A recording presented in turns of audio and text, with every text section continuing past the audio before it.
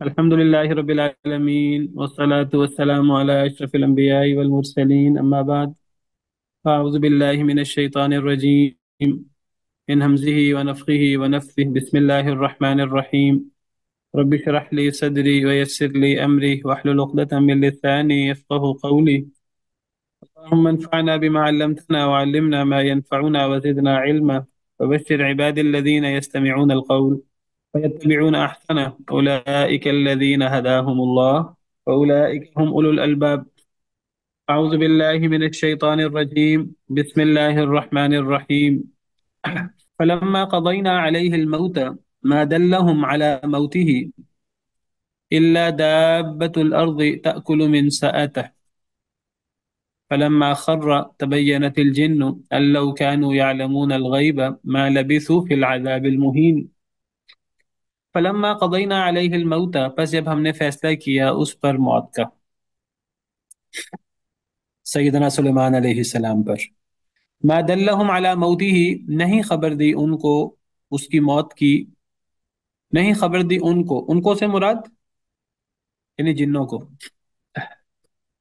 علی موتہ اس کی موت پر اس کی موت سے مراد سیدنا سلیمان علیہ السلام کی موت جب ہم نے سیدنا سلیمان علیہ السلام پر موت کا فیصلہ کیا تو جنوں کو نہیں خبر دی ان کی موت کی حضرت سلیمان علیہ السلام کی موت کی الا دابۃ الارض مگر زمین کے چوپائے نے زمین کے جانور نے زمین کے جانور یا زمین کے چوپائے سے مراد گھن کا کیڑا جو لکڑی وغیرہ کو اور ان چیزوں کو میں وہ کھا جاتا ہے اور وہ بربری چیز ہو جاتی ہے اور آہستہ آہستہ وہ پھر گر جاتی ہے تو نہیں خبر دی ان کو یعنی جنوں کو حضرت سلیمان علیہ السلام کی موت کی مگر زمین کے کیڑے نے دیمک کہہ لیں یا گھن کا کیڑا اس نے کہا تھا تأکلو اصل میں مؤنث کا صیغہ ہے دابت الارض چونکہ مؤنث ہے تو اس لیے تأکلو من ساتا ان کی لاٹھی ان کا عصا یعنی حضرت سلیمان علیہ السلام کا عصا یعنی حضرت سلیمان علیہ السلام اپنے عصا کے ساتھ ٹیک لگائے ہوئے تھے سہارا لے کر وہ کھڑے ہوتے نگرانی کرتے تھے تو جنوں کو پتہ ہی نہیں لگا جنوں کو تو وہ کافی عرصہ کچھ گھنٹے تھے کچھ دن تھے اللہ کو پتہ ہے جنوں کو تو تب پتہ لگا کہ جب باقاعدہ گھن کے کیڑے نے اس لاٹھی کو کھا لیا اور لاٹھی کو کھانے سے وہ لاٹھی کمزور ہو کے بربری ہو کے جب وہ گر گئی تو اس لاٹھی کے گرنے سے اور حضرت سلیمان علیہ السلام بھی گرے بے جان وہ فوت ہو چکے تھے وہ تو کب سے فوت ہو چکے تھے تو تب جنوں کو پتہ لگا کہ حضرت سلیمان علیہ السلام فوت ہو چکے ہیں تأکلو کون سا صیغہ ہے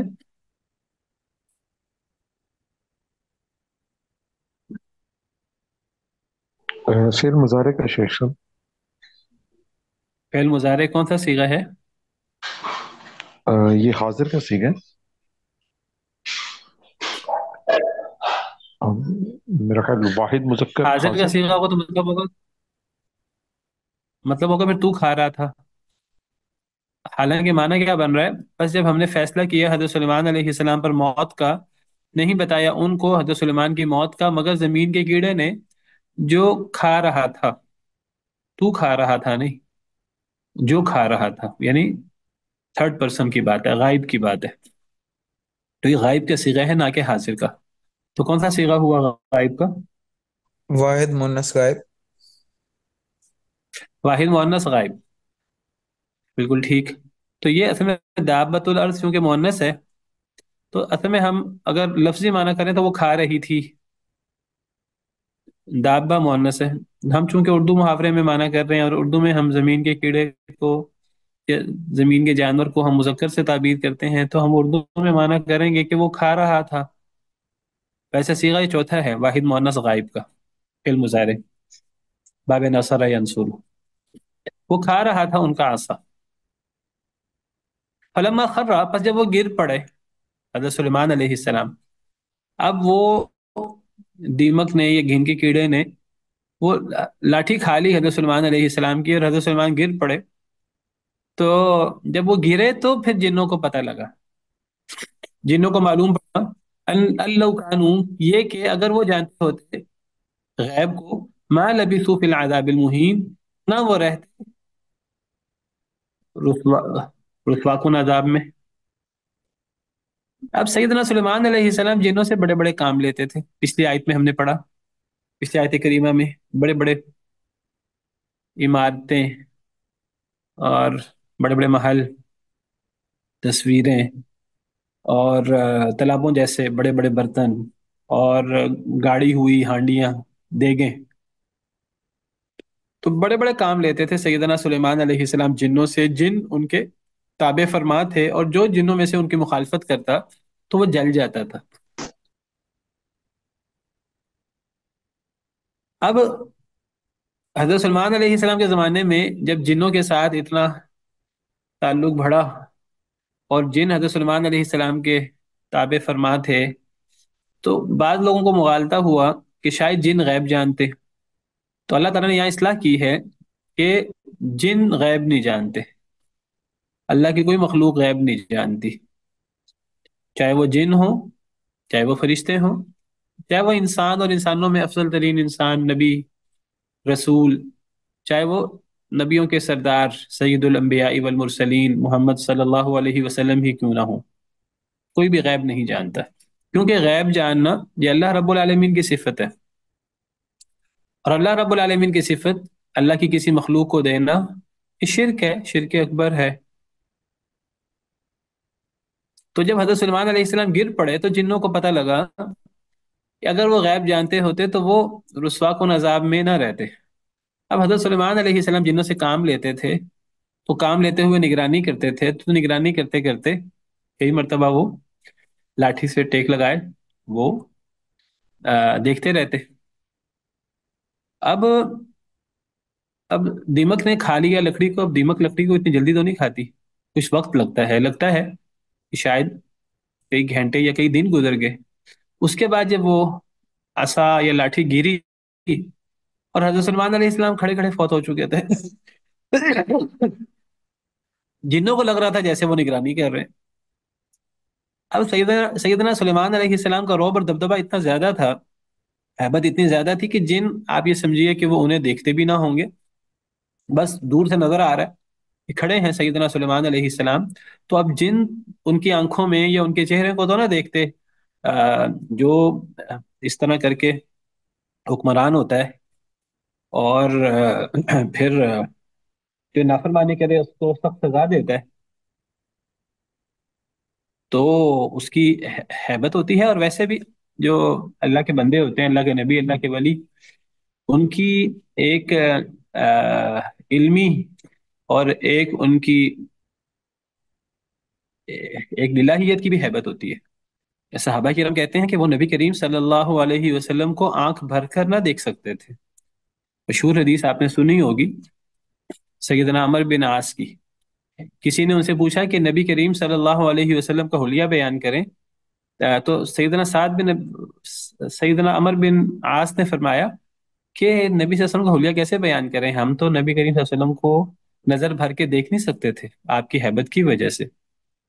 تو اللہ نے ایک ہیبت رکھی ہوتی ہے، اور یہ ہیبت دشمنوں کے لیے، غیر مسلموں کے لیے بھی ہوتی ہے، اور یہ ہیبت ماننے والوں کے لیے بھی ہوتی ہے، مسلمانوں کے لیے بھی ہوتی ہے۔ آپ کو پتا ہے نبی کریم صلی اللہ علیہ وسلم کی ہیبت، روب آپ کا دشمنوں پر 1 مہینے کی مسافت سے طاری ہو جاتا تھا، نبی کریم صلی اللہ علیہ وسلم کا معجزہ تھا۔ نصرت بالرعب مسیرۃ شہر، آپ کی حدیث مبارکہ ہے، آپ نے فرمایا کہ میری مدد کی گئی ہے روب کے ساتھ، 1 مہینے کی مسافت سے میرا روب دشمن پر طاری ہو جاتا ہے۔ اور یہ روب جو نبی کریم صلی اللہ علیہ وسلم کا تھا، اس صرف دشمن پر نہیں تھا، آپ کے ساتھیوں پر بھی، آپ کے ساتھی، یعنی وہ یعنی ایک ہیبت ہوتی ہے،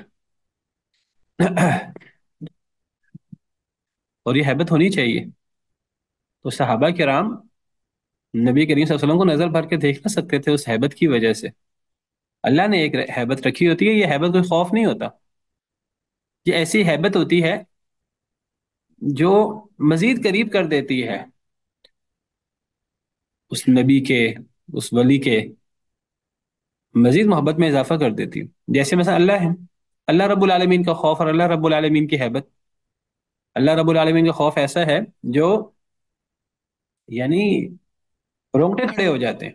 कुरान कहता है अल्लाह नज़्ज़ल अहसन अल-हदीस किताबन मुतशाबिहन मसानी तक़शइरु मिन्हु जुलूदुल लज़ीना यख़शौना रब्बहुम। अल्लाह ने बेहतरीन बात नाजिल की यानी कुरान, किताबन मुतशाबिहन, एक मुतशाबिह मिलती जुलती किताब है, मसानिया दोहराई, उसकी आयतें उसके अहकामात दोहराए जाते हैं बार बार। तक़शइरु मिन्हु जुलूदुल लज़ीना यख़शौना रब्बहुम, जो लोग अपने रब से डरते हैं उनके चमड़े तक कांप उठते हैं कुरान सुनकर, अल्लाह की हैबत से, अल्लाह के खौफ से। सुम्म तलीनु जुलूदुहुम व कुलूबुहुम इला ज़िक्रिल्लाह, फिर ये अल्लाह की हैबत, ये फिर उन्हें अल्लाह से दूर नहीं करता, फिर ये उन्हें अल्लाह से करीब कर देता है। उनके चमड़े भी अल्लाह के करीब हो जाते हैं, उनके दिल भी अल्लाह के करीब हो जाते हैं। तो सहाबा किराम नबी करीम सल्लल्लाहु अलैहि वसल्लम की हैबत की वजह से नबी करीम सल्लल्लाहु अलैहि वसल्लम को नजर भर के देख नहीं सकते थे। इसी तरह ये जिन जो हैं, ये हजरत सुलेमान अलैहिस्सलाम को क्या देखते हों, उनके चेहरों को, चेहरे को देखते हों कि ये कब से खड़े हैं, और पलक भी झपक रहे हैं कि नहीं झपक रहे, जिंदा भी हैं कि नहीं। तो जिन गोया के वो कि हजरत सलमान अलैहिस्सलाम इतना लंबा अरसा खड़े रहे, और जिन्होंने ये भी नहीं, नमाज के लिए भी नहीं गए, खाने के लिए भी नहीं गए, नहीं ऐसी बात नहीं है।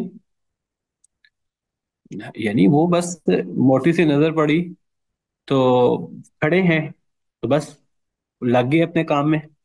अब हर वक्त वो देखते रहते जो इस तरह जब किसी का रोब होता है, जब कोई निगरानी कर रहा हो, बहरहाल जो भी कैफियत थी, यानी वो जब दीमक के कीड़े ने खाया, हजरत सलमान अलैहिस्सलाम खड़े खड़े फौत हो गए टेक लगाए लगाए।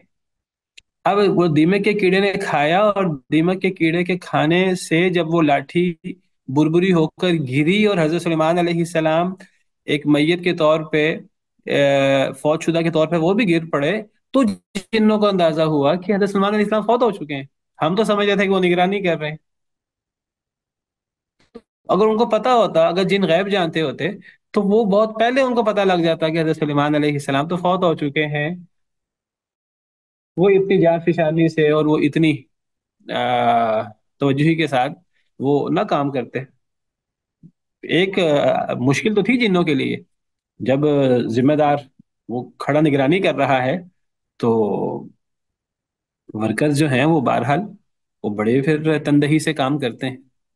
तो वो जिन्होंने समझा कि हजरत सलमान अलैहिस्सलाम खड़े, जब जब किसी की नजर पड़ती कुछ देर बाद, घंटे 2 घंटे बाद 3 घंटे बाद, हजरत सलमान खड़े हैं, दूर से नजर आ रहे हैं, खड़े हैं। अब चेहरे के तासुरात वगैरह वो उनके सामने थे कि नहीं थे, वो अब जिंदा हैं कि फौत हो चुके हैं, बस दूर से देखा खड़े हैं तो समझे कि वो खड़े हैं, देख रहे हैं। गए होंगे, वापस आ गए होंगे, निगरानी कर रहे हैं, तो जिन फौरन जुट जाते दोबारा अपने काम में। तो जिन लगे रहते अपने काम में, तो पता लगा जिन्हों को गैब नहीं था, और हजरत सलमान अलैहिस्सलाम खड़े खड़े फौत हो गए थे। इससे पता लगता है कि कोई कितना ही बड़ा क्यों ना हो, उसे भी मौत आनी है। सैयदना सुलेमान अलैहिस्सलाम जलीलुल कदर पैगंबर, और ऐसी अल्लाह ने बादशाहत दी, ऐसी बादशाहत बादशाहत अल्लाह ने किसी को ना दी है, ना अल्लाह क़यामत तक देंगे। हजरत सलमान अलैहिस्सलाम ने दुआ की थी अल्लाह ताला से, रब्बी हबली रब्बि इग़फिरली व हबली मुल्कन ला यंबगी लि अहदिन मिन बादी इन्नका अंतल वहाब। सूरह साद में अल्लाह ने उनकी ये दुआ नकल की है कि अल्लाह मुझे माफ कर दे, और मुझे ऐसी बादशाहत अता कर जो आप मेरे बाद किसी को ना दे। बेशक आप ही अता करने वाले। तो कोई नबी क्यों ना हो, कोई कितना फजीलत वाला क्यों ना हो, वो अल्लाह का मोहताज है। अल्लाह गनी है, तारीफ किए गए हैं, या अय्युहन नासु अंतुमुल फुक़राउ इलल्लाह, ए लोगो तुम सब अल्लाह के फकीर हो, वल्लाहु हुवल गनियुल हमीद। अल्लाह तारीफ किए गए हैं, बेनियाज हैं, और तारीफ किए गए हैं। अल्लाह को किसी की मोहताजगी नहीं है। बाकी हर इंसान हो, फरिश्ते हो, जिन हो, जो भी मखलूक हो, जमीन व आसमान हो, पहाड़ हो, जो भी हो, अल्लाह के मोहताज है। बड़े से बड़ा नबी, बड़े से बड़ा वली अल्लाह का रहमत का मोहताज है, अल्लाह से मांगता है। जब ये नबी वली सब अल्लाह की रहमत के मोहताज हैं, और अल्लाह के सामने फकीर हैं, तो फिर हमें इनको पुकारने की क्या जरूरत है? फिर उसको पुकारा जाए जिसे ये पुकारते थे।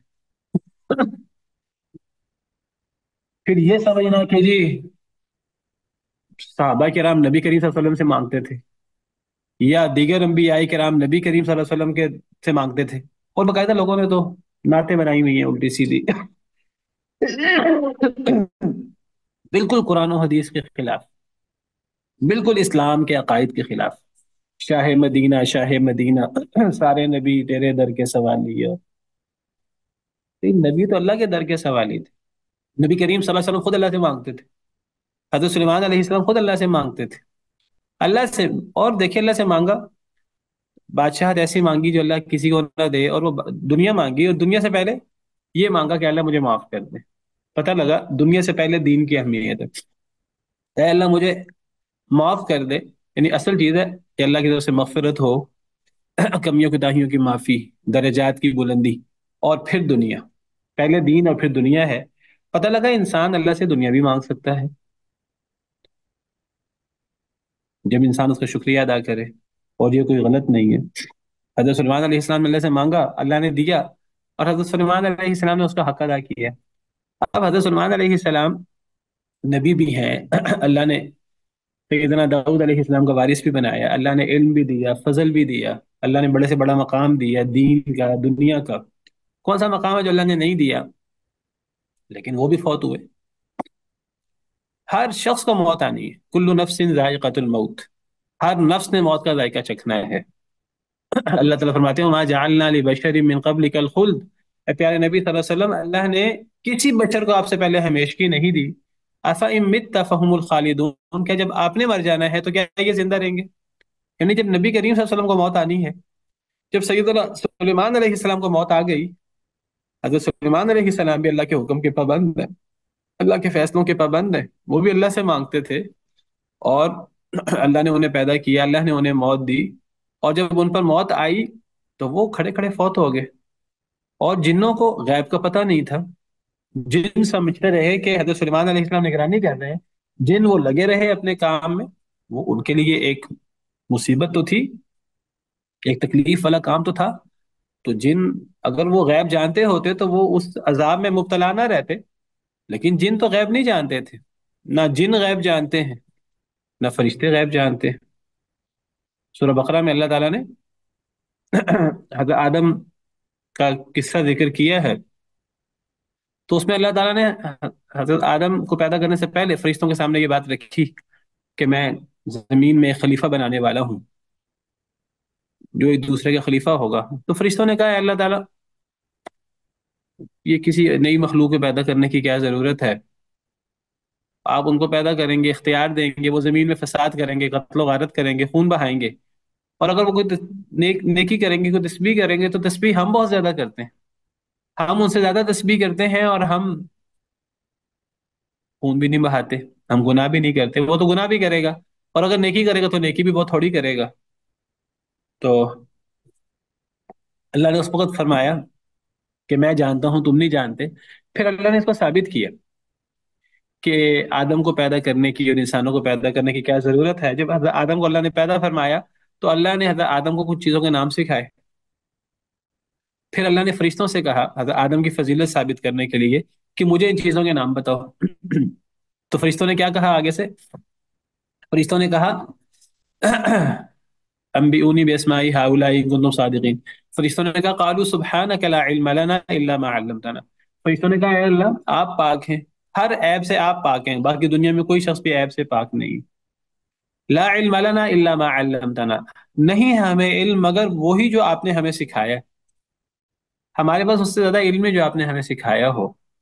تو ہمیں آپ نے ان چیزوں کے نام نہیں سکھائے. جب آپ نے ہمیں ان چیزوں کے نام نہیں سکھائے تو ہمیں ان چیزوں کے ناموں کا پتہ نہیں.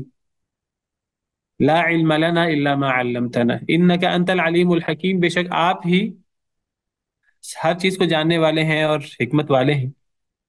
تو پھر اللہ نے فرمایا اے آدم آپ ان کو ان چیزوں کے ناموں کی خبر دیں.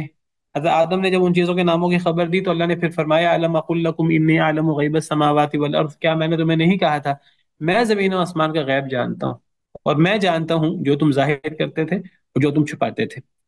تو اللہ نے سیدنا آدم علیہ السلام کے پیدا کرنے کا مقصد بیان کیا، اور سیدنا آدم علیہ السلام کی فضیلت فرشتوں پر ثابت کی. اور اللہ نے ثابت کیا کہ فرشتوں کے پاس بھی غیب کا علم نہیں ہے. فرشتوں نے کہا اے اللہ ہمارے پاس اتنا ہی علم ہے جتنا آپ نے ہمیں سکھایا ہے، اس سے زیادہ علم نہیں ہے.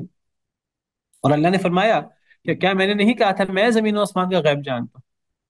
تو فرشتے بھی زمین و آسمان کا غیب نہیں جانتے، جن بھی غیب نہیں جانتے، اور انسان بھی نہیں جانتے۔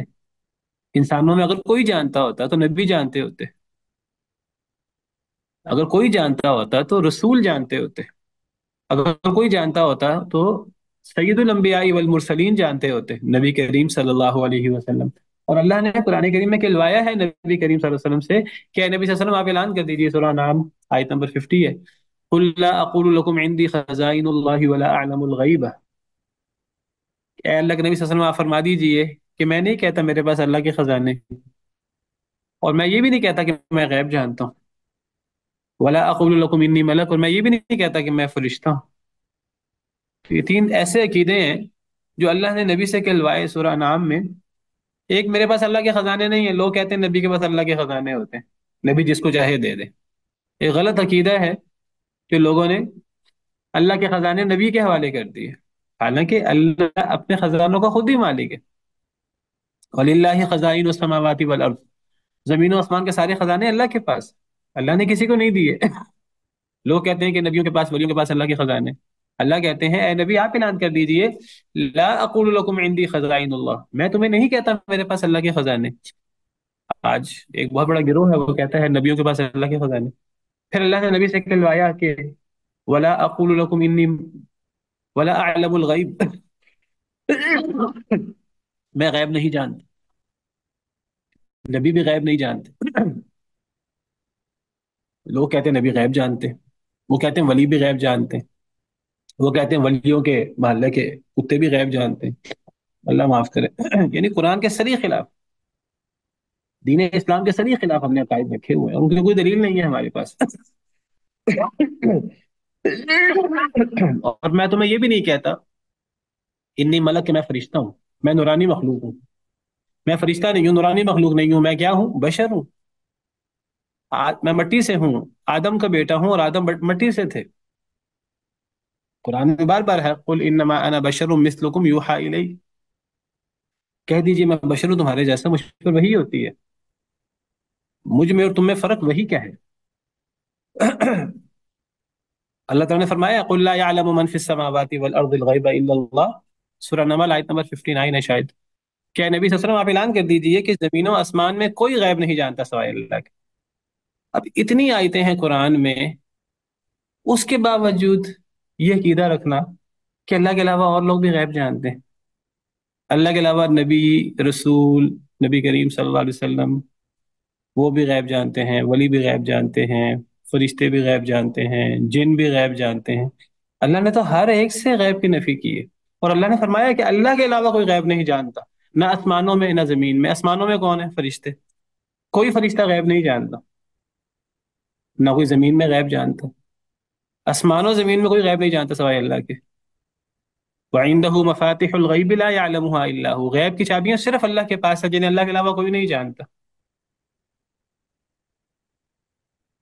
اتنے دلائل ہیں قرآن کے، اگر پھر بھی ہم نے عقائد اپنی مرضی کے بنا لینے ہیں تو پھر ہمارا اللہ ہی حافظ ہے۔ تو پتہ لگا کہ جن بھی غیب نہیں جانتے، اگر کسی کو مغالطہ ہے کہ جن غیب جانتے ہیں تو نہیں، جن بھی غیب نہیں جانتے۔ اسلام میں عہدہ، خلافت، بادشاہت مانگنے کو تو مناسب نہیں سمجھا گیا۔ یعنی اللہ سے کوئی بندہ کہ اللہ تعالیٰ مجھے کوئی عہدہ دے دے، مجھے مال دے دے، مجھے خلافت دے دے، تو یہ معیوب ہے جنہوں نے سوال کیا ہے۔ سر عہدے کا تو مانگتے ہوتے ہیں لوگ، لیکن ویسے کہتے ہیں نا کہ خلافت یا بادشاہت نہیں مانگنی چاہیے خود سے، وہ رسپانسبلٹی بہت بڑی ہے، اس سینس میں تھوڑا آ نہیں، رہا تھا لوگوں سے نہیں اشکال۔ مانگنی، لوگوں سے نہیں مانگنی چاہیے، اللہ سے بھی نہیں مانگنی چاہیے۔ ایک بندہ کہ اللہ تعالیٰ مجھے رزق دے دے، اے اللہ مجھے فلاں عہدہ دے دے، اللہ سے بھی نہیں مانگنا چاہیے۔ سر اللہ سے تو مانگنا چاہیے نا۔ اللہ سے تو کوئی منع نہیں ہے نا، یہ تو یعنی لوگوں سے کہنا یا کسی سے کہنا، تو یہ کسی دوسرے سے کہنے کی بات ہے، اور وہ بھی تب ہے جب ایک بندہ دنیا داری چاہتا ہو۔ اگر ایسے حالات ہوں کہ کوئی ایسا عہدہ ہے، کوئی ایسا مرتبہ ہے کہ کوئی شخص بھی اس کا کیپیبل نہیں ہے، تو پھر انسان لوگوں سے بھی عہدہ مانگ سکتا ہے. جیسے سیدنا یوسف علیہ السلام نے بادشاہ سے کہا تھا کہ مجھے وزیر خزانہ بنا دیں. سورہ یوسف میں موجود ہے، حضرت یوسف نے فرمایا تھا قال اجعلنی علی خزائن الارض انی حفیظ علیم. جب وہ بادشاہ نے جب خواب دیکھا اور خواب کی تعبیر حضرت یوسف کے پاس جیل میں جا کر کروائی گئی، اور حضرت یوسف کی تعبیر جب بادشاہ کو بتائی گئی تو بادشاہ کو احساس ہوا کہ کتنی زبردست تعبیر ہے، اور کتنا ایک عالم فاضل بندہ وہ بے گناہ جیل میں بند پڑا ہے. تو بادشاہ نے کہا ان کو لے آؤ. حضرت یوسف کہنے لگے مجھ پہ الزام لگا ہے، جب تک الزام صاف نہیں ہوگا میں نہیں آؤں گا. بادشاہ مزید متاثر ہوا. بادشاہ نے تحقیق کی، وہ عورتیں وہ پکار اٹھی کہ حضرت یوسف صحیح ہیں، ہم غلط تھے، ہم نے گڑبڑ کی تھی. عزیز مصر کی بیوی نے اقرار کیا کہ یوسف ٹھیک تھے. تو بادشاہ نے پھر کہا کہ بادشاہ نے وہ سارے الزام جب صاف ہو گئے پھر حضرت یوسف کو بلایا. حضرت یوسف اب آگے، اب بادشاہ نے بات چیت کی. بات چیت کرنے سے مزید حضرت یوسف کی دانائی کا اور ان کے کمالات کا اور ان کے اچھے اطوار کا پتہ لگا. بات چیت کرنے سے انسان کی صلاحیتیں مزید نمایاں ہوتی. یہ اللہ نے جو انسان کو بولنے کی صلاحیت دی ہے، یہ اللہ کی بہت بڑی نعمت ہے. بولنے سے ایک انسان کے کمالات مزید نکھر کے سامنے آتے ہیں. اللہ نے کسی انسان کو کیا مقام دیا ہے، کیا مرتبہ دیا ہے، اس کا تعلق بولنے سے پتہ لگتا ہے. فلما کلمہ، جب بادشاہ نے حضرت یوسف سے بات کی تو بادشاہ مزید متاثر ہوا، کہنے لگا انک الیوم لدینا مکین امین. آپ تو آج ہمارے پاس بڑی ہی عزت والے، بڑے امانت دار ہیں. حضرت یوسف نے کہا قال اجعلنی علی خزائن الارض، مجھے وزیر خزانہ بنا دیں، انی حفیظ علیم. گویا کہ بادشاہ نے ان سے کہا، گویا کہ حضرت یوسف نے کہا مجھے وزیر خزانہ بنا دیں، میں اس معاملے کو بڑے اچھے طریقے سے نمٹ لوں گا. میں حفاظت کرنے والا بھی ہوں، جاننے والا بھی ہوں. تو عہدہ مانگا بھی جا سکتا ہے اگر کوئی اس عہدے کا اہل نہ ہو، پھر عہدے کو مانگا بھی جا سکتا ہے، ورنہ نہیں مانگنا چاہیے بلا وجہ. لیکن لوگوں سے نہیں مانگنا چاہیے، اللہ سے تو ہر چیز مانگنی چاہیے. چھوٹی سے چھوٹی چیز اللہ سے مانگنی چاہیے، بڑی سے بڑی چیز اللہ سے مانگنی چاہیے. اللہ سے جنت نہیں مانگنی چاہیے، اللہ سے آخرت کی نعمتیں نہیں مانگنی چاہیے، اللہ سے دنیا اور دنیا کی نعمتیں نہیں مانگنی چاہیے، بالکل مانگنی چاہیے، مانگی جا سکتی ہیں. آ، باقی انسان اللہ سے دین بھی مانگے، دنیا بھی مانگے. کوئی شخص اللہ سے صرف دنیا مانگے اور خانہ کعبہ جا کر بھی حج کر کے بھی بیت اللہ جا کر بھی اللہ سے صرف دنیا مانگے، تو اللہ کہتے ہیں دنیا تو دے دوں گا لیکن آخرت میں ان کے لیے کوئی حصہ نہیں ہے. وہاں بھی مسئلہ مانگنے کا نہیں ہے، وہاں مسئلہ ہے اس نے صرف دنیا مانگی تھی. فمن الناس من يقول ربنا آتنا في الدنيا وما له في الآخرة من خلاق. کچھ لوگ ہیں وہ وہاں جا کر بھی اللہ سے صرف دنیا مانگتے ہیں. اللہ فرماتے ہیں دنیا ملتی ہے کہ نہیں ملتی، آخرت کا حصہ تو ختم ہو گیا نا، اللہ سے آخرت مانگی نہیں. ومنهم من يقول ربنا آتنا في الدنيا حسنة وفي الآخرة حسنة. کچھ لوگ وہاں جا کر وہ اللہ سے کہتے ہیں اللہ ہمیں دنیا میں بھی اچھائی دے دے، آخرت میں بھی اچھائی دے دے، اور ہمیں آگ کے عذاب سے بچا. تو اللہ خوش ہوتے ہیں. اللہ فرماتے ہیں، اللہ ان کی تعریف کرتے ہیں اولئک لهم نصیب مما کسبوا، ان لوگوں کے لیے حصہ ہے اس سے جو انہوں نے کمایا. واللہ سریع الحساب، اللہ تعالیٰ بہت جلد حساب لینے والے ہیں. تو اللہ سے دنیا مانگی جا سکتی ہے، بالکل مانگی جا سکتی ہے. دنیا کی نعمتیں مانگی جا سکتی ہیں اگر آخرت بھی مانگی جائے. حضرت سلیمان علیہ السلام نے آخرت مانگی، رب اغفر لی، یہی تو میں نے واضح کیا. پہلے اللہ سے گناہوں کی معافی مانگی، پہلے دین مانگا، اور پھر اللہ سے جو ہے وہ بادشاہت مانگی. تو اللہ سے بادشاہت نہیں مانگنی تو کس سے مانگنی؟ کسی اور سے مانگنی ہے. ہاں، لوگوں سے عہدہ نہیں مانگنا چاہیے بلا وجہ. اگر ضرورت ہو تو لوگوں سے بھی مانگا جا سکتا ہے، جیسے میں نے آگے سامنے حضرت یوسف کا قصہ رکھا ہے. اللہ عالم. کلیئر ہے؟ جی سر، جزاک اللہ خیر. جی، اس کے بعد فرمایا لقد كان لسبأ في مسكنهم آية. البتہ تحقیق ہے سبا کے لیے ان کے مسکن میں آیا، نشانی بہت بڑی. سبا کے لیے، قوم سبا کے لیے ان کے مسکن میں، یعنی ان کے جہاں وہ رہتے تھے، مسکن اس میں ظرف ہے، مفعال کا وزن اس میں جگہ کا معنی ہوتا ہے. جیسے ہم کہتے ہیں سجدہ یسجد، سجدہ کرنا، تو مسجد، تو جب میم شروع میں آ جاتی ہے تو اس میں پھر اس کو اس میں ظرف کہتے ہیں، ظرف مکان، اس میں پھر جگہ کا معنی آ جاتا ہے، مسجد سجدہ کرنے کی جگہ، درس یدرسو پڑھنا، تو مدرس یا مدرسہ کا مطلب کیا ہوگا؟ پڑھنے کی جگہ، کتب یکتب لکھنا، تو مکتب یا مکتبہ کا مطلب کیا ہوگا؟ لکھنے کی جگہ، لائبریری تو اسی طرح سکن یسکنو کسی جگہ ٹھہرنا، اور مسکن ٹھہرنے کی جگہ غرب یغرب غریب، غروب ہونا، اور مغرب غروب ہونے کی جگہ، مشرق طلوع ہونے کی جگہ، تو یہ اس کو اس میں ظرف کہتے ہیں۔ تو مسکن رہنے کی جگہ، رہائش گاہ، شہر۔ البتہ تحقیق تھا قوم سبا کے لیے ان کی مسکن میں آیا بہت بڑی نشانی۔ قوم سبا، وہ قوم سبا جس کا ذکر سورہ نمل میں بھی آیا ہے پیچھے، سورہ نمل میں اللہ تعالیٰ نے سیدنا سلیمان علیہ السلام کا ذکر کیا، حضرت داؤد علیہ السلام کا، حضرت سلیمان علیہ السلام کا، اور کیسے حضرت سلیمان علیہ السلام چونٹیوں کی، پرندوں کی بولی سمجھتے تھے، اور اللہ نے کتنی نعمتیں دے رکھی تھی انہیں۔ تو وہ ہدہد وہ جو نہیں تھا، حضرت سلیمان علیہ السلام نے کہا ہدہد کدھر ہے، وہ کیوں غائب ہے؟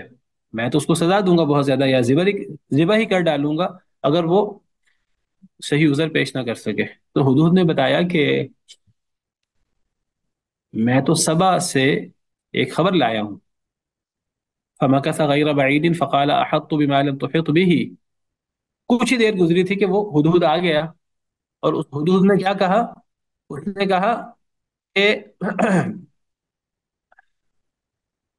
احطت بما لم تحط به، مجھے اس چیز کا پتہ لگا ہے جس کا آپ کو پتہ نہیں لگا۔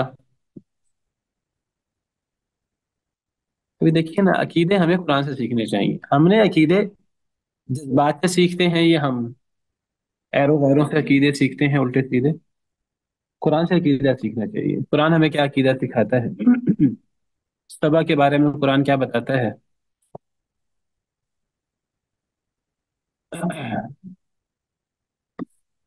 حضرت سلمان علیہ السلام کے سامنے سارے لشکر اکٹھے ہوئے، تو اس میں ہدہد نہیں تھا۔ حضرت سلمان نے کہا کہ ہدہد نہیں ہے، میں اس کو سزا دوں گا، کوئی عذر پیش کرے۔ تو گزری تھی کہ ہدہد آ گیا، اور اس نے کہا کہ مجھے اس بات کا پتہ لگ گیا معلوم بھی ہے اے سلیمان جس کا آپ کو نہیں پتا، مجھے ایسی بات کا علم ہوا ہے، میں نے ایسی بات کا احاطہ کیا ہے جس کا اے سلیمان علیہ السلام آپ کو بھی نہیں پتا۔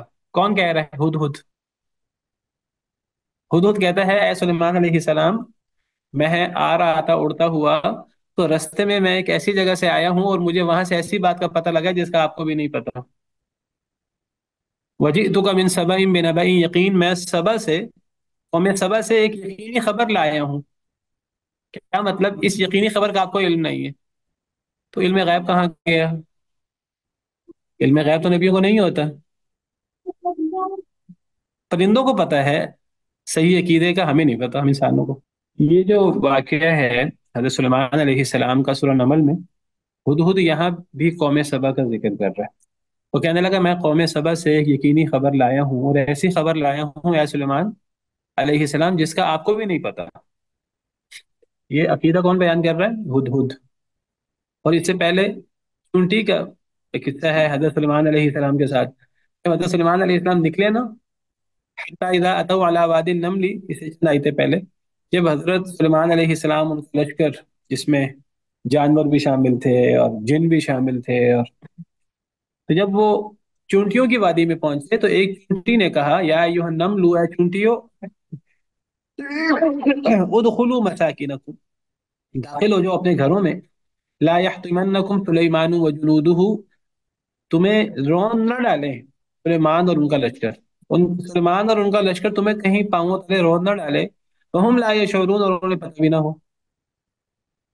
چونٹی کہہ رہی ہے کس سے؟ باقی چونٹیوں سے۔ کیا کہہ رہی ہے؟ کہ اے چونٹیوں، حضرت سلمان کا لشکر آ رہا ہے، तो हजरत सलमान का लश्कर तुम्हें पांवों तले रोन न डाले और उन्हें पता भी ना हो, तो तुम जरा हजरत सलमान और उनके लश्कर से आने से पहले पहले अपने बिलों में घुस जाओ, अपने घरों में घुस जाओ। एक चूंटी ने बाकी चूंटियों से कहा और सैयदना सुलेमान अलैहिस्सलाम ने चूंटी की ये बोली समझ ली। फतबस्सम दाहिकम मिन कौलिहा, हजरत सलमान अलैहिस्सलाम मुस्कुरा पड़े, हंस पड़े उसकी बात सुनकर। अल्लाह ने हजरत सलमान अलैहिस्सलाम को ये सलाहियत दी थी कि वो चूंटी की बोली समझ लेते थे, परिंदों की बोली समझ लेते थे। या अय्युहन्नास उल्लिमना मंतिक़ अत-तैर, ऐ लोगों हमें तो परिंदों की बोली सिखाई गई है, चूंटी की बोली समझ लेते थे। अब चूंटी ने क्या कहा, कितनी अक्लमंदी की बात की, सब चूंटियों की उसने रहनुमाई की और कहने लगी हजरत सुलेमान के लश्कर से आने से पहले पहले बिलों में घुस जाओ, कहीं हजरत सुलेमान अलैहिस्सलाम उनका लश्कर ला इल्मी में तुम्हें रोन न डाले, वो हम ला उन्हें शऊर ना हो।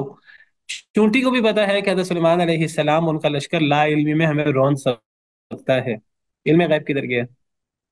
अगर हजरत सुलेमान अलैहिस्सलाम को इल्म गैब था तो चूंटी को ये कहने की क्या जरूरत है कि कहीं हजरत सुलेमान और उनका लश्कर, हजरत सुलेमान का जिक्र है, सिर्फ उनके लश्कर का जिक्र नहीं है। कोई बंदा कह सकता है जी उनके लश्कर को इल्म गैब नहीं था, हजरत सुलेमान को था। चूंटी कहती है कि कहीं तुम्हें सुलेमान और उनका लश्कर रोन ना डाले और उन्हें शऊर भी ना हो, उन्हें पता ही ना लगे। तो ये एक ऐसा फितरी अकीदा है कि अल्लाह के अलावा कोई गैब नहीं जानता, जो चूंटियों का भी अकीदा है, जो परिंदों का भी अकीदा है, जो जानवरों का भी अकीदा है, और जो सहीहुल फितरत इंसानों का भी अकीदा है। और यही अकीदा कुरान सिखाता है, यही अकीदा हदीस सिखाती है, यही अकीदा नबी करीम सल्लल्लाहु अलैहि वसल्लम हमें सिखाते हैं, यही अकीदा हमें कुरान सिखाता है। अगर फिर भी हम ये अकीदा ना माने तो फिर हमारा अल्लाह ही हाफिज होना चाहिए। बात चल रही थी सबा की। सबा क्या है? तो कौमे सबा, कौम का नाम भी सबा है और उस इलाके का नाम भी सबा है। उस इलाके का नाम भी सबा था और उस कौम का नाम भी सबा था। और ये यमन का इलाका है, आज इसको यमन कहते हैं, यमन का इलाका है। तो अल्लाह ताला फरमाते हैं, यहाँ भी हजरत हजरत सलमान का जिक्र है और आगे सबा का जिक्र है। अल्लाह ताला फरमाते हैं कि सबा के लिए, कौम सबा के लिए उनके घरों में बड़ी निशानी थी। तो यमन में मौजूद इस इलाके का नाम भी सबा और इस कौम का नाम भी सबा। तो इस इलाके में और इस कौम में इनके घरों में बहुत बड़ी निशानी। क्या निशानी? अल्लाह की नेमतें। क्या नेमतें? जन्नतानी अन यमीनी व शिमाल, दो बाग दाएं और बाएं। कहा जाता है कि दो पहाड़ थे साइडों पे, उसके दरमियान वादियां वादियां थी ये कौम सबा की, और वो पहाड़ों से चश्मे आते थे, नहरें, चश्मे। तो इस कौम ने अल्लाह के सिखाई हुई अकल से और अल्लाह की दी हुई अकल से इन्होंने उसमें बंद वगैरह बांध लिए थे, उनका रास्ता मुतय्यन कर दिया था। तो अब वो पानी एक कंट्रोल्ड तरीके से, वो जहां से ये कौम गुजारना चाहती थी वहां से गुजरता था। तो दाई साइड पे भी पहाड़ थे, बाई साइड पे भी पहाड़ थे, और वहां से चश्मे और नहरों का पानी वो कंट्रोल्ड तरीके से वो बंद बांध कर वो इस तरीके से वहां से गुजरता था कि वो सारा रास्ता, वो दोनों जरखेज इलाके, शहर के दोनों साइड पे, दाएं भी और बाएं भी। अब वो पानी है, जब पानी है तो पानी के साथ बंद वगैरह बांध कर पानी को उन्होंने सही तरह इस्तेमाल किया, तो वहां फिर ज़राअत और फसलें और बाग, फलों के और खेत खेत खलियान। तो शहर के दोनों जानिब, दाएं और बाएं दोनों जानिब बागात थे, दो दो बाग थे। लफ्सी माना तो ये है जन्नतानी, दो बाग, आई यमीनी व शिमाल, एक दाएं और एक बाएं, यानी शहर के दाएं एक शहर के बाएं। बाज उलमा कहते हैं कि मुफस्सिरीन दो बाग थे, बाज कहते हैं दो बाग नहीं थे, असल में दो रवैया बागों की कितारें थी। जहां जहां से वो पानी गुजरता था तो वहां वहां उन्होंने बंद वगैरह बांध कर, अल्लाह की दी हुई सलाहियत से, अल्लाह की दी हुई अकल से उन्होंने उस पानी को इस तरह करके इस्तेमाल किया, बंद वगैरह बांध कर, कि दोनों अतराफ में लंबी कितार बागों की को अल्लाह की निशानी करार दी है। अल्लाह की नेमतें भी अल्लाह की निशानी होती हैं। जब एक इंसान अल्लाह की उन नेमतों को सही तरीके से इस्तेमाल करे और अगर कोई और उसका शुक्रिया अदा करे। पीछे हमने हजरत दाऊद का जिक्र पढ़ा, हजरत सुलेमान का जिक्र पढ़ा, और वहां पढ़ा कि शुक्र करो, इअमलू आला दाऊद शुक्रा, और वो दोनों शुक्र करते थे। ये पूरा खानदान अल्लाह का बड़ा शुक्रगुजार था, जैसे कल बात हुई थी तफसील से।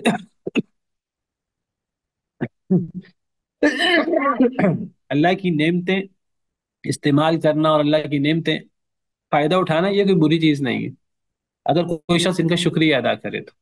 हाँ, नेमतें इस्तेमाल करके हजम कर जाना, डकार मार लेना और अल्लाह की तारीफ ना करना और उसको अपना जोर बाजू और अपना कमाल समझना, ये अल्लाह को बहुत नाराज करता है। वरना हदीस मुबारक है कि अल्लाह की नेमत इस्तेमाल करके खा कर अल्लाह का शुक्र अदा करने वाला, सही हदीस है, ये बिल्कुल ऐसे है जैसे रोजा रखकर सबर करने वाला। यानी खाकर अल्लाह का शुक्र अदा करने वाला और रोजा रखकर सबर करने वाला, दोनों का अजर बराबर है। यानी एक बंदा रोजा रख रहा है, उसके पास खाने को नहीं है, उसने रोजा रख लिया और वो सबर कर रहा है, तो जो इसका अजर है सबर करने वाले का, रोजा रखने वाले का, वही अजर जो बंदा अल्लाह की नेमतें खाकर अल्लाह का शुक्र अदा करता है, ये अल्लाह ने मुझ पे नेमतें की, तो ये दोनों अजर में बराबर है। सूरह साद में अल्लाह ताला ने सैयदना सुलेमान अलैहिस्सलाम का जिक्र किया, अल्लाह की कितनी नेमतें हैं सुलेमान अलैहिस्सलाम पर। अल्लाह ने ऐसी बादशाहत दी जो अल्लाह ने ना कभी किसी को दी, ना अल्लाह कभी किसी को देंगे, और अल्लाह के नबी भी थे। तो अल्लाह ने इतनी नेमतें दी, और सूरह साद में ही हजरत सुलेमान अलैहिस्सलाम के किस्से के बाद हजरत अय्यूब अलैहिस्सलाम का किस्सा, जो सबर के लिए एक नमूना है। अल्लाह ने साल हर साल बीमारी में मुब्तला रखा और उन्होंने सबर किया। दोनों के बारे में आखिर में तबसरा एक ही है, दोनों नबियों के बारे में, हजरत सुलेमान अलैहिस्सलाम के बारे में, हजरत अय्यूब अलैहिस्सलाम के बारे में तबसरा एक ही है। निअमल अब्दु इन्नहु अव्वाब। कितने ही अच्छे बंदे थे, बड़े अल्लाह की तरफ रुजू करने वाले थे। भाई हजरत सुलेमान अलैहिस्सलाम तो अल्लाह की इतनी ज्यादा नेमतें हासिल करने वाले, और हजरत अय्यूब अलैहिस्सलाम उतनी ही आजमाइशों का सामना करने वाले, लेकिन वो नेमतों में अल्लाह का शुक्र अदा कर रहे हैं, वो मुसीबत में सब्र कर रहे हैं। तो नेमतें हासिल करना कोई बड़ा मसला नहीं है, कोई ऐब नहीं है।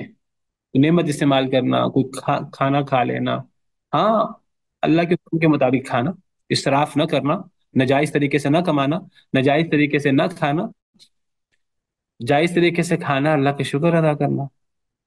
और जो बंदा ये काम करता है, हक अदा करता है नेमत का, देखिए वो बंदा काबिल रश्क है, जिसे अल्लाह ने माल दिया है, वो माल को यहाँ भी खर्च करता है, यहाँ भी खर्च करता है, हदीस मुबारक है, वो काबिल रश्क बंदा है।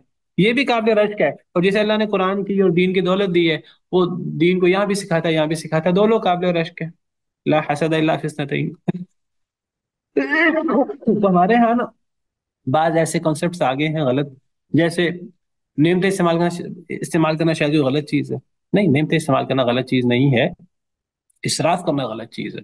नाजायज तरीके से कमाना गलत चीज है, जायज तरीके से कमाना, उसको इसराफ के बगैर उसको इस्तेमाल करना, अल्लाह का शुक्र अदा करना, अल्लाह मजीद नेमतें देते हैं। भाई सअज़ना रब्बुकुम लइन शकरतुम लअज़ीदन्नकुम, तुम्हारे रब ने ऐलान किया अगर तुम शुक्र करोगे तो मैं मजीद भी दूंगा। मा यफ़अलुल्लाहु बिअज़ाबिकुम इन शकरतुम व आमनतुम, अल्लाह तुम्हें अजाब देकर क्या करेंगे अगर तुम शुक्र करते रहे, ईमान लाते रहे। और शुक्र क्या है? शुक्र सिर्फ जबान से नहीं होता, शुक्र अमल से भी होता है, कल जैसे बात हुई थी। और सबसे बड़ा शुक्र ईमान है, तौहीद है। अगर तुम ईमान ले आए, अगर तुम शुक्र करते रहे, अल्लाह तुम्हें अजाब देकर क्या करेंगे?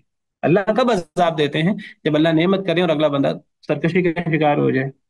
अल्लाह इन्नल इंसान लयतग़ा अन रआहु इस्तग़ना, इंसान सरकश हो जाता है जब अपने आप को गनी पाता है। ऐसे लोगों पर अल्लाह नाराज होते हैं। फिरौन, नमरूद, कारून, इन लोगों को अल्लाह ने धनसा दिया और अजाब में मुब्तला किए। वजह यह थी कि इन्होंने नेमतों का शुक्र अदा नहीं किया था। और इसी तरह सिर्फ नेमतों वालों को अल्लाह ने तबाह नहीं किया, उन लोगों को भी अल्लाह ने तबाह किया जिनके पास नेमतें नहीं थी और उन्होंने सब्र नहीं किया। तो ये दोनों अल्लाह की आजमाइश हैं। इस आजमाइश में पूरा उतरने वाले वो अल्लाह के महबूब हैं, चाहे वो नेमते वाले हों, चाहे वो फाका वाले हों।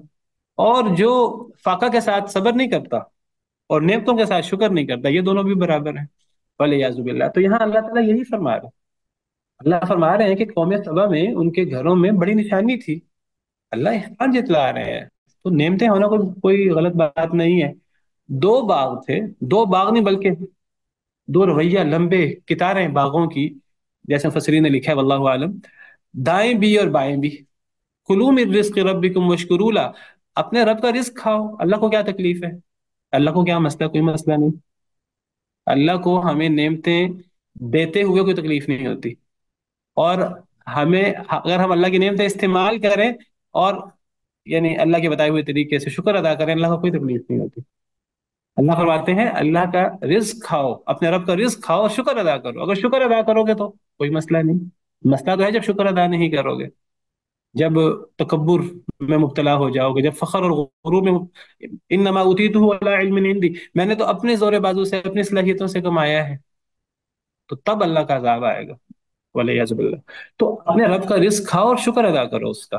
بلدۃ طیبۃ، پاکیزہ شہر ہے، ورب غفور، اور رب مہربان۔ اللہ نے اتنی نعمتیں دی، پاکیزہ شہر سے مراد یعنی نعمتوں والا، باغوں والا شہر، اور رب مہربان ہے، یعنی اگر تم سے کمی کوتاہی ہو جائے اللہ سے معافی مانگ لو۔ چلیں اسی پر بات کرتے ہیں، نماز کا وقت ہو گیا، باقی انشاءاللہ کل۔ سبحان ربک رب العزت عما یصفون وسلام علی المرسلین والحمد للہ رب العالمین۔